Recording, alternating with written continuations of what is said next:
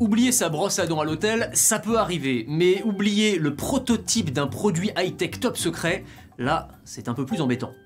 Et c'est pourtant ce qui s'est produit aux États-Unis. On a retrouvé dans une chambre d'hôtel un casque de réalité virtuelle, mais pas n'importe lequel, un MetaQuest Pro, autrement dit un casque qui doit être présenté officiellement par Facebook dans quelques semaines. Alors, qui l'a oublié, on n'en sait rien, mais pour l'effet de surprise, c'est un peu raté, puisqu'il a été retrouvé par un employé de l'hôtel, qui s'est empressé évidemment de prendre des photos, de faire une petite vidéo et de publier tout ça sur les réseaux sociaux. On y voit un casque alors qu'il est un peu plus petit, un peu plus compact, un peu plus élégant aussi que les modèles aujourd'hui sur le marché. Alors, la première question qu'on se pose, c'est est-ce que ce sont des images authentiques? Il n'y a aucun moyen de le savoir, mais franchement, si c'est un fake, il est très bien réussi. On y voit un produit qui a l'air abouti, qui est dans un packaging qui semble très cohérent avec ce que propose habituellement Facebook.